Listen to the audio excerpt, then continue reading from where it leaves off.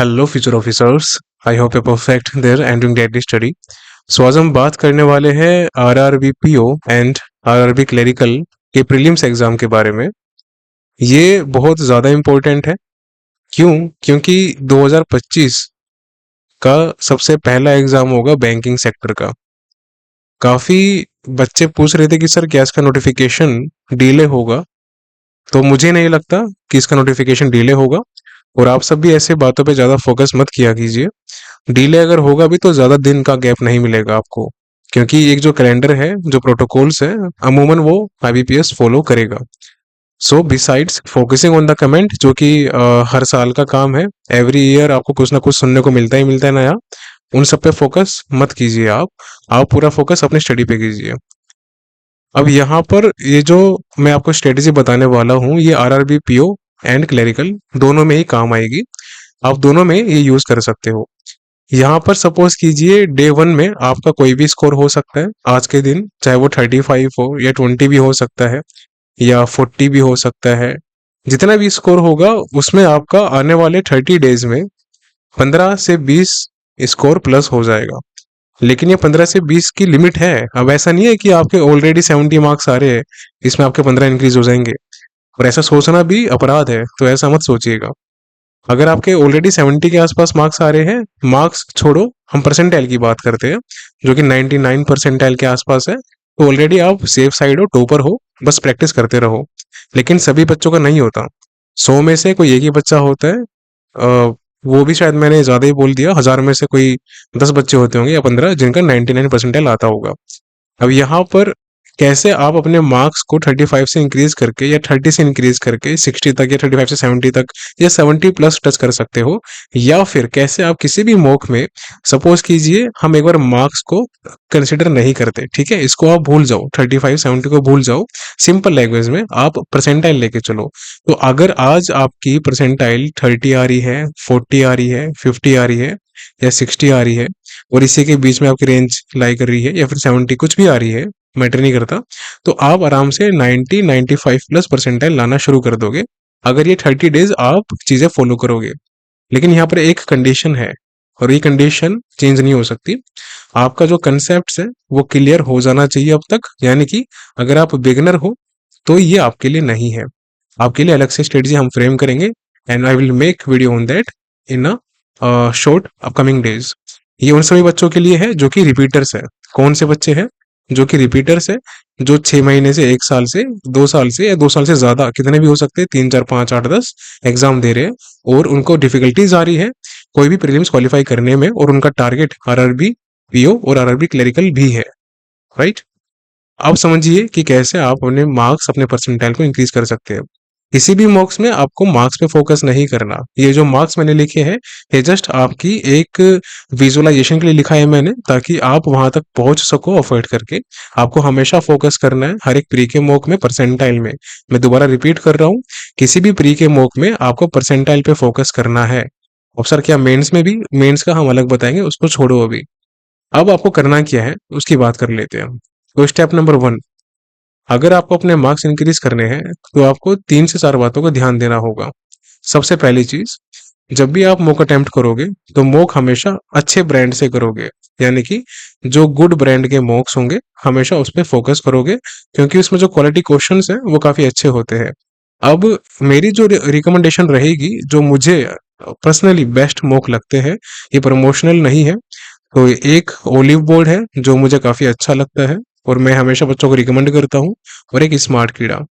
ये दो मॉक ऐसे हैं जो आपको रखने ही रखने अपने पास, ठीक है। अब एक तीसरा मॉक भी है जो specially RRB PO and clerical के लिए बहुत फायदेमंद होता है, वो है गाइडली। अब ये जो 3 मॉक है, अगर ये आपके पास है तो सफिशियंट है।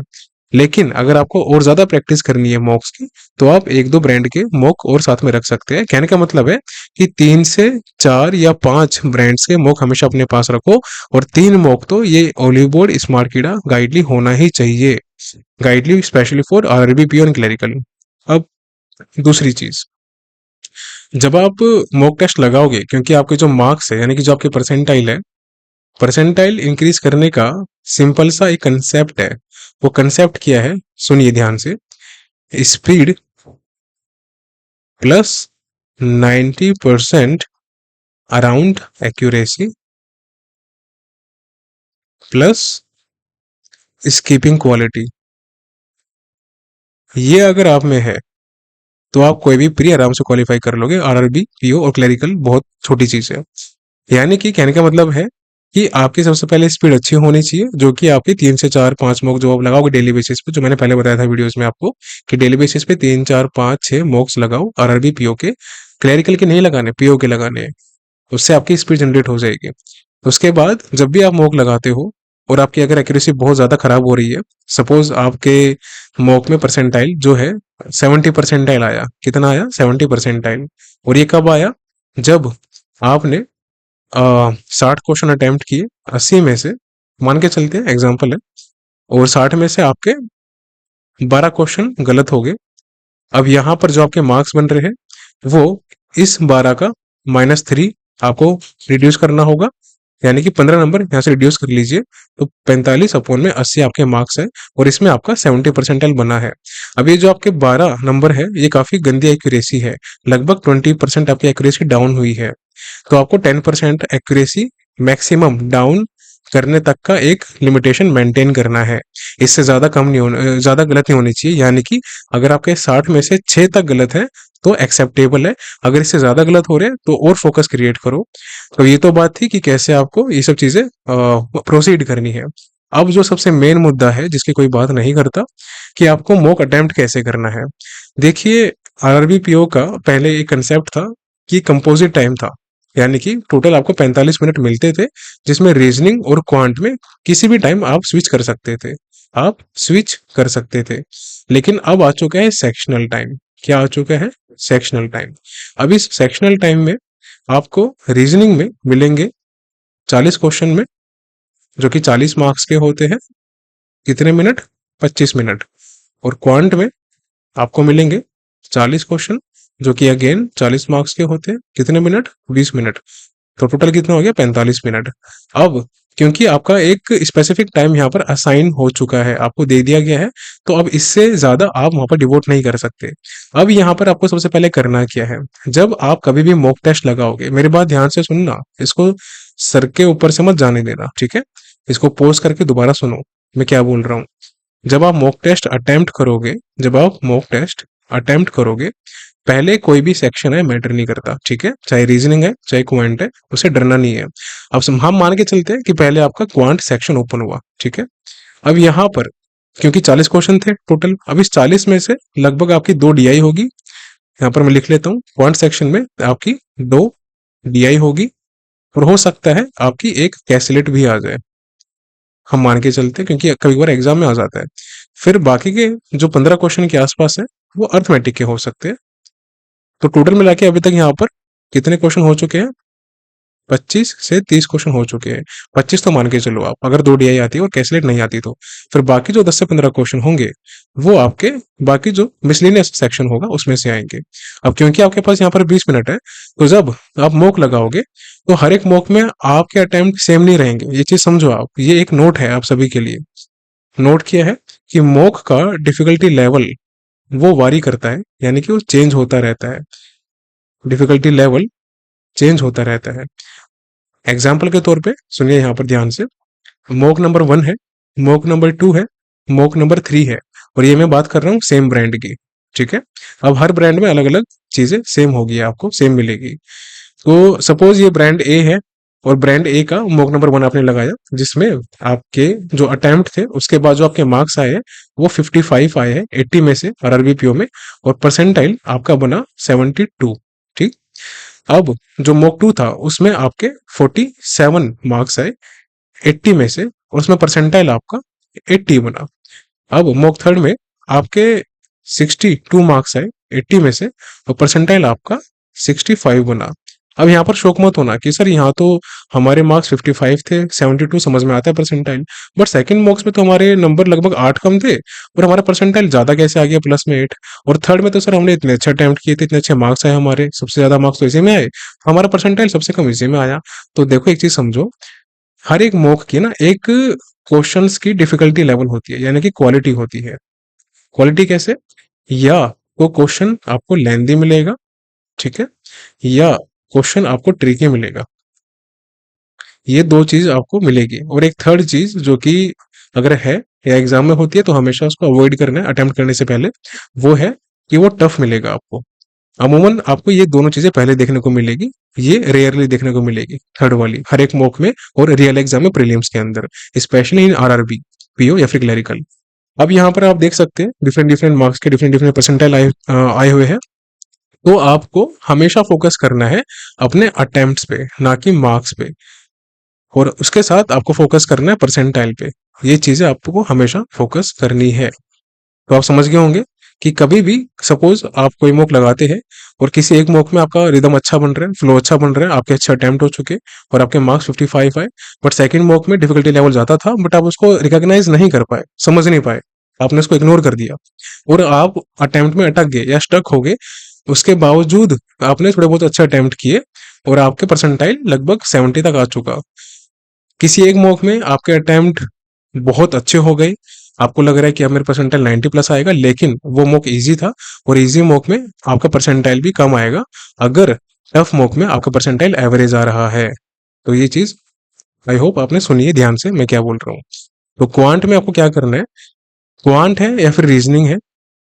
अब देखो क्वांट में 20 मिनट है, तो ये जो मिसलेनियस क्वेश्चन होते हैं मॉक में भी सबसे पहले आपको ये अटेम्प्ट करना है, फर्स्ट प्रायोरिटी। सेकंड प्रायोरिटी कौन सी, डीआई वगैरह की, कैलकुलेट नहीं आती तो मत करना। और थर्ड प्रायोरिटी अगर कुछ क्वेश्चन अर्थमेटिक के आते हैं तो वो अटेम्प्ट करना, लेकिन स्पीड से करना। और रीजनिंग के अंदर क्या अटेम्प्ट करना है आपको, रीजनिंग में 4 पजल आती है जो कि लगभग 20 क्वेश्चन होते हैं, और बाकी के जो 20 क्वेश्चन रहते हैं, यानी कि 20 क्वेश्चन जो रहते हैं इसके अंदर, बाकी के 20 क्वेश्चन यहाँ पर हो गए। बाकी 20 क्वेश्चन मिसलेनियस होते हैं जिसमें blood relation, miscellaneous, coding, decoding, direction, ये सब चीजें आती है। और हाँ, क्वांट सेक्शन में मैंने पहले भी बोला था, आई एम अगेन सेइंग, अगर आप मॉक टेस्ट अटेम्प्ट कर रहे हो तो क्या अटेम्प्ट पहले नहीं करना, रीजनिंग और क्वांट में, वो भी सुन लो आप। तो आपको क्वांट में जब भी रोंग नंबर सीरीज आता है, रोंग नंबर सीरीज आता है या फिर कैलकुलेट आता है, ये दोनों चीजें आपको हमेशा लास्ट में अटेम्प्ट करनी है, कभी भी शुरू में अटेम्प्ट मत करना, वरना इतना नीचे गिरोगे मॉक में परसेंटाइल में कि उठ नहीं पाओगे। रीजनिंग में ब्लड रिलेशन बस एक ही टॉपिक ऐसा है, अगर ये कभी एग्जाम में आता है या मॉक में आता है, इसको हमेशा लास्ट में अटेम्प्ट करना। पहले अटेम्प्ट करोगे या बीच में अटेम्प्ट करोगे वो ट्रिकी आ गया या फिर आपने उसमें कोई भी स्टेटमेंट मिसरीड कर ली तो काम खत्म आपका, फिर आपके 5 6 7 मिनट खराब हो गए जिसमें कि आप 2 पजल कर सकते थे। और सेम चीज एग्जाम में भी होती है, जिन बच्चों ने प्री दिया होगा, जिनके साथ हुआ होगा, they know very well what I am saying. तो आपको क्या अटेम्प्ट नहीं करना वो मैंने बता दिया, मॉक के अंदर भी और रियल एग्जाम में भी। और मॉक में और रियल एग्जाम दोनों में आपको क्वांट में और रीजनिंग में क्या क्या अटेम्प्ट करना है वो मैंने बता दिया। यहाँ पर रीजनिंग में जो क्वेश्चन मिसलेनियस होंगे 20, जिसमें से अगर हम 3 क्वेश्चन माइनस कर देते हैं ब्लड रिलेशन के, तो जो बाकी के 17 क्वेश्चन होंगे वो सबसे पहले आपको अटेम्प्ट करने हैं, उसके बाद आपको जंप करना है रीजनिंग में पजल्स पे। मेरी बात समझ में आ रही, क्वांट में पहले miscellaneous, then DI, then arithmetic या फिर कैलकुलेट। रीजनिंग में जो बाकी 17 क्वेश्चन होंगे या 15 क्वेश्चन जितने भी होंगे एक्सेप्ट ब्लड रिलेशन मिसलेनियस के, जैसे जैसे logs, inequality, coding decoding, direction, one words जो आते हैं, वो पहले आपको अटेम्प्ट करने हैं, उसके बाद आपको पजल पे स्विच करना है। मैं आपको एक लाइव मॉक करके भी दिखा दूंगा एक दो, ताकि आपको आइडिया लग जाए कि कैसे करना है। तो ये अगर आप करोगे अभी से एवरी सिंगल डे 30 डेज तक, कल से शुरू करोगे 30 डेज तक, अब ये कल आपको कोई भी हो सकता है, किसी भी टाइम आप शुरू करो, बट ये 30 डेज अगर आप इसको शुरू करते हो स्ट्रेटेजी को, तो आपको बहुत ही मैसिव इंप्रूवमेंट देखने को मिलेगी। तो मैंने क्या बताया, सबसे पहली चीज, डेली आपको 3 4 5 आरआरबी पीओ के, I am again saying, clerical के नहीं अटेम्प्ट करने, आरआरबी पीओ के प्री के मॉक आपको अटेम्प्ट करने हैं डेली बेसिस पे। कभी वीक में मन करे तो 6 7 8 भी अटेम्प्ट कर सकते हो, कोई दिक्कत की बात नहीं, रिजल्ट काफी अच्छा आएगा आपका एग्जाम में। दूसरी चीज है कैसे अटेम्प्ट करना है, हाउ अटेम्प्ट, वो मैंने बता दिया आपको पूरा डिफाइन करके। तीसरी चीज, व्हाट टू स्किप, क्या आपको स्किप करना है मॉक में, सबसे पहले आपको मैंने वो बता दिया, ठीक है। और चौथी चीज कि कौन से ब्रांड के मॉक्स को आपको प्रायोरिटी ज्यादा देनी है। जो मैंने आपको ब्रांड्स बताए थे मॉक में, उनको सबसे ज्यादा प्रायोरिटी देनी है आपको 90% के आसपास। बाकी के मॉक्स रेस्ट है, वो प्रैक्टिस के लिए है। क्या अब यहाँ पर क्वेश्चन आता है एक पांचवा, कि मॉक्स के अलावा क्या सर हमको पीडीएफ से प्रैक्टिस करने की आवश्यकता है। तो नहीं, प्रैक्टिस की जरूरत नहीं है आपको पीडीएफ से, मॉक सफिशिएंट है।